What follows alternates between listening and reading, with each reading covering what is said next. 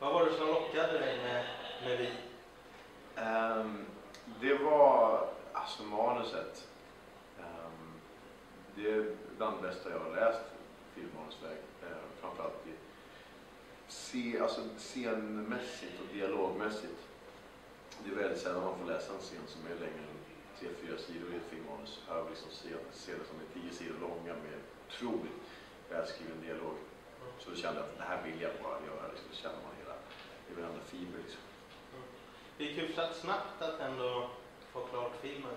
Ja, men det var pang. Alltså, jag hade precis landat på Arlanda. Hade fått ett sms från manus och regissören. Så sa han att jag hade ett manus till dig, så läste jag och sa när kör vi? Han sa om 2 veckor, det finns inga pengar. Okej, vi kör. Sen så skötte filmen på 4 veckor. Och sen var det klart liksom. Och sen har det varit en process att få den färdigklippt utan några pengar och sen försöka söka pengar och få lite pengar från Filminstitutet och sen försöka få distribution och så vidare. Nu är vi här. Det är en galapremiär ikväll. Ja. Vad var det roligaste under inspelningen av Vi? Det är en rätt tung film. Ja, men det roligaste är det liksom intima samarbetet med framförallt Anna.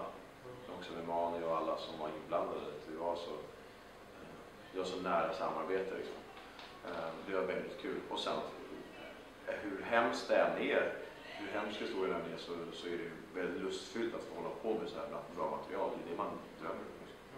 Även om det är mörkt och tufft. Hur var det att spela mot just Anna Åström? Det var fantastiskt.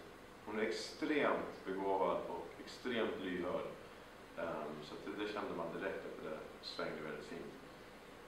Vilket är så viktigt i en sån här typ av film där allting uppstår i de två emellan. Precis, när det såg ut som att hade en hel del kemi. Ja, verkligen. Ja, bra. En fråga jag tänkt på väldigt länge. Hur mycket fick du gå under inspelningen av filmen The Way Back? Blev det mycket? Det blev en hel del gående alltså. Det blev det faktiskt. Kanske inte så mycket som man tror när man upplevelsen av filmen, för att vi åkte ju faktiskt bil till inspelningsplatsen och sånt där. Men det blev en hel del gående i alla fall, det blev det ju faktiskt. Har du några roliga minnen från just den filmen? Alltså jag har många fantastiska minnen. Väldigt häftigt, vi filmade i någon grotta i Bulgarien där det skulle vara vargar med. Det var häftigt att få träffa vargar för första gången och klappa dem. Men det finns så många häftiga upplevelser.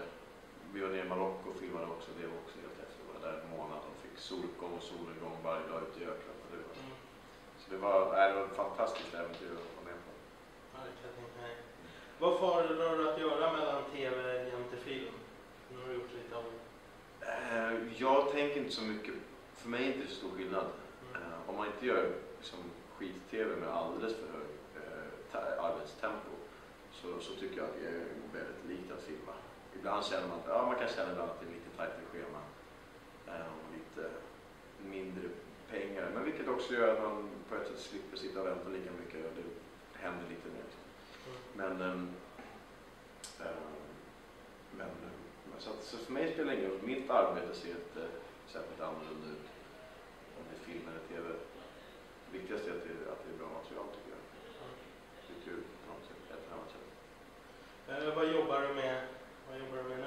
Nu har jag precis avslutat en miniserie, 2,5 timmars avsnitt för SVT som heter 1 och 0.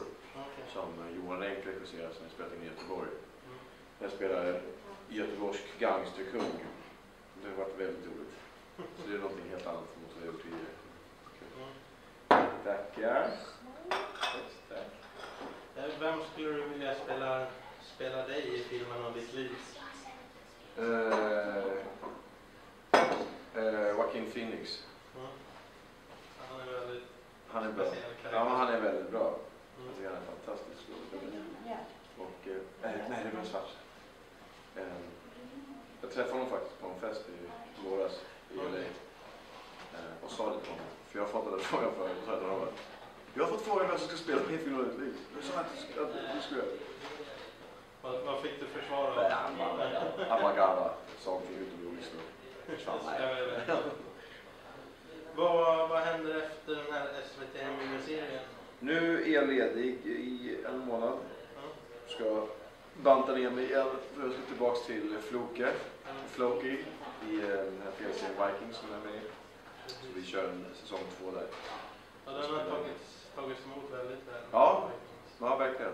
Det har blivit supersuccé där borta i USA. Så det har varit kul. Och det blir skoj, det är en rolig roll. Den liksom hänger där ett halvår till och hoppar upp med yxa. Det är roligt.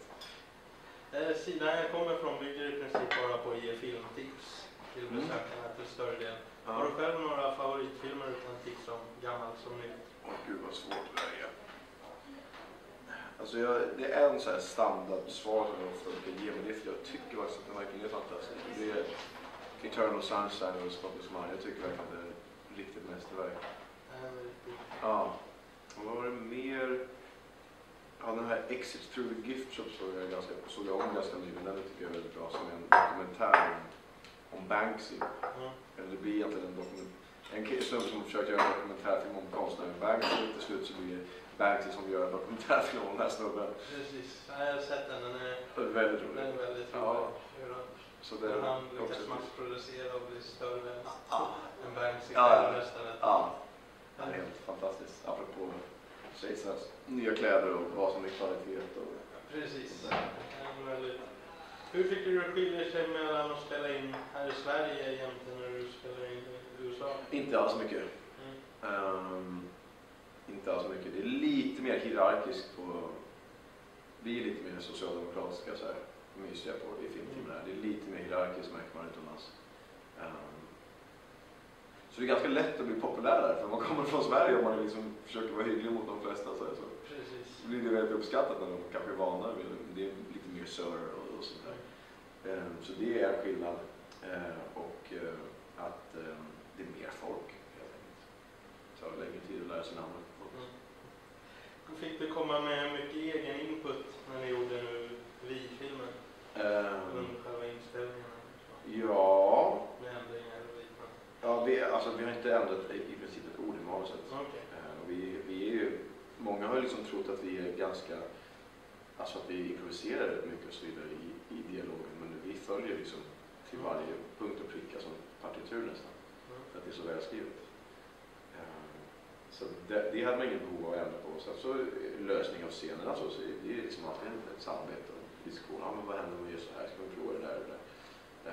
Och Malin tycker jag var väldigt bra där och också öppen och prestigelöst. Vi samarbetade fint. Det var faktiskt alla frågor jag hade till dig. Jag tackar så mycket. Tack själv.